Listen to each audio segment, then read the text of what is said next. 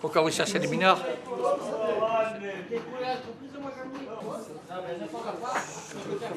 Moi, ça m'aurait continué encore 100 ans. C'est plein de petits jeunes là qui n'ont plus de boulot. Ça serait pas mieux qu'ils allaient travailler, tranquille, tranquille, comme nous. Mais, voilà, il n'y a plus rien. Nous ont fermé la mine et ici c'est nada, hein. Il n'y a plus rien.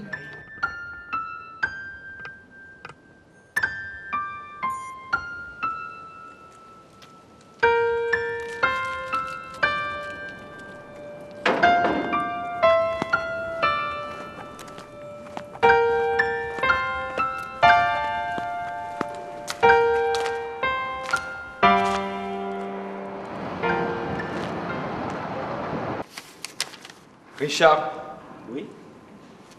Présent. Salut les gars. Bien arrivé du travail, toi. Ah ben j'ai pris la douche quand même. Hein. Ouais, La lampe, je l'ai apportée à la maison. tu es propre? Ouais, ouais.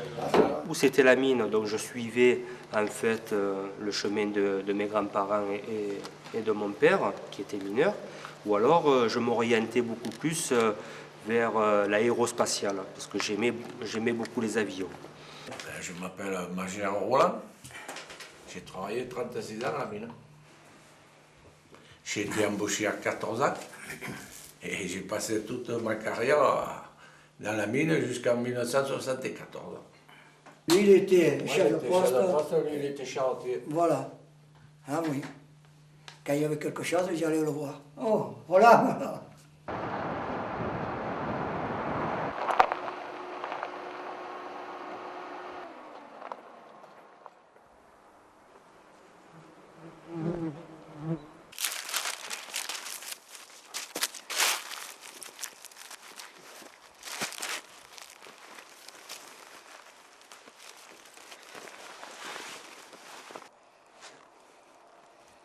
Quand je suis rentré en 79, je disais, moi, parce que j'ai papa, qu'est-ce que je fais? Est-ce que je vais aller à Sud Aviation ou je rentre à la mine?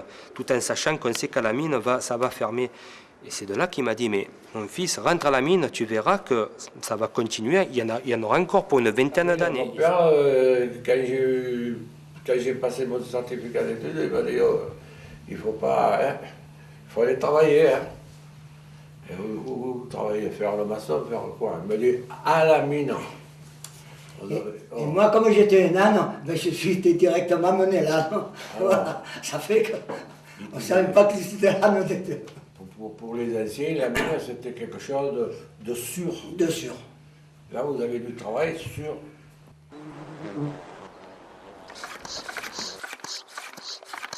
Allez, c'est parti.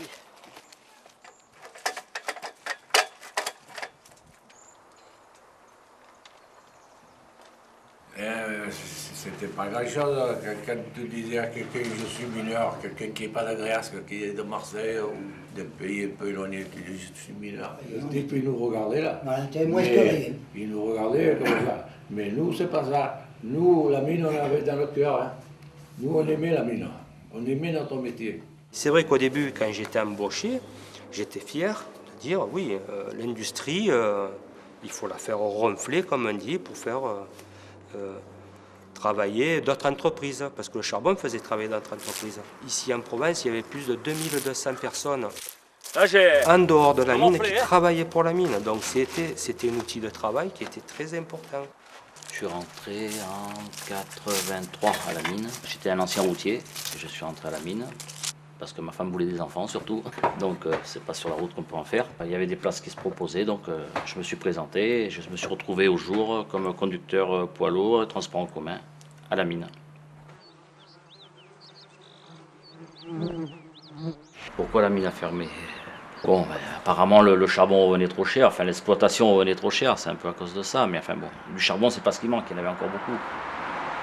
Bon, puis c'est le gouvernement qui a fait fermer la mine, quoi. Alors, les patrons, ils ont fait le calcul, hein.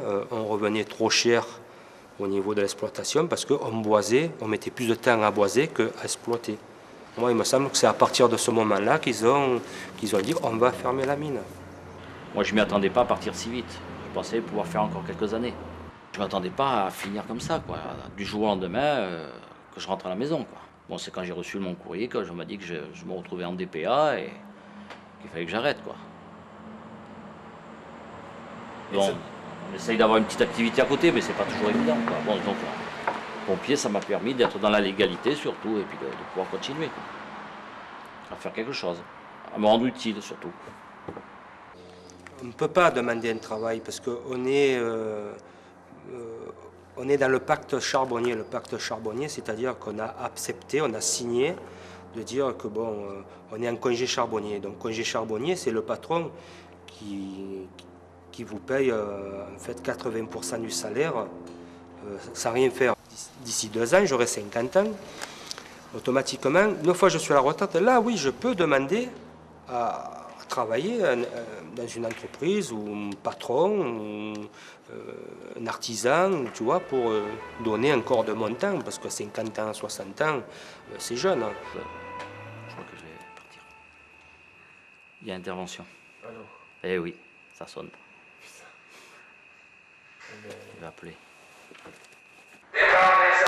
Voilà, désolé, mais... On vous attend, vous allez rentrer Ah, j'en ai au moins minimum pour 1h30, 2 heures. Hein. Donc...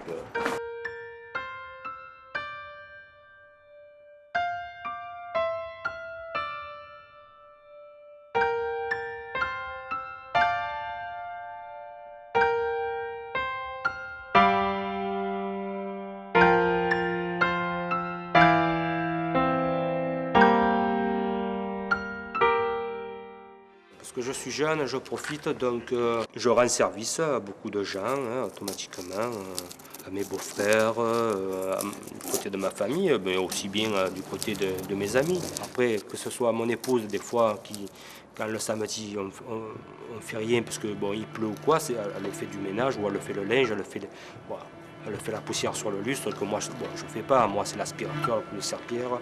Après, s'il faut faire le repas, je fais le repas. Bon, au contraire, moi, ça me dérange absolument pas.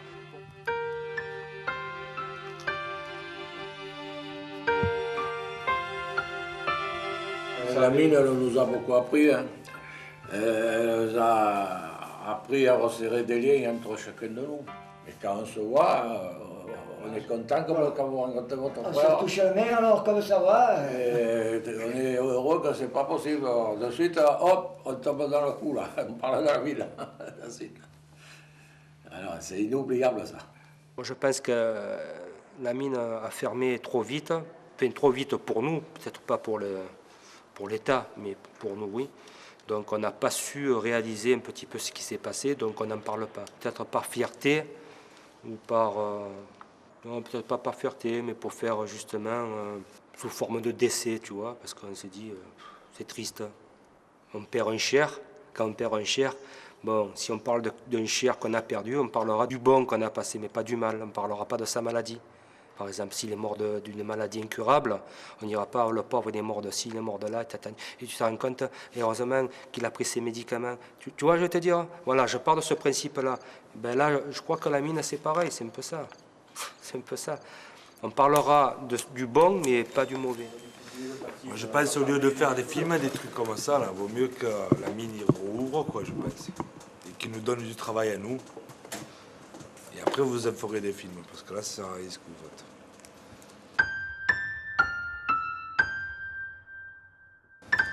Le charbon, c'est plus d'exemple pour nous que ce que vous faites là. le charbon est à côté. Le charbon, il part de là, il va direct à la centrale. 20 mètres. Jamais, il a dit. Là, il arrive des mines de je sais pas où. Et par bateau, bon, ça arrive à Fosse, tout par camion. Celui-là, ils payent moins cher. Ils vont travailler 8 jours en bas, ça les arrange pas, les patrons, ils les foutent dehors, ils y font des contrats bidons, et voilà. Moi j'aurais eu des petits, vous certifiez qu'ils auraient été travailler à la mine. Hein. À moins que ce soit des seigneurs à l'école, mais et ici, on n'est pas trop dégourdis pour ça. Vous avez un boulot ici à Gréas ou à la région? Marseille. Moins de chômage.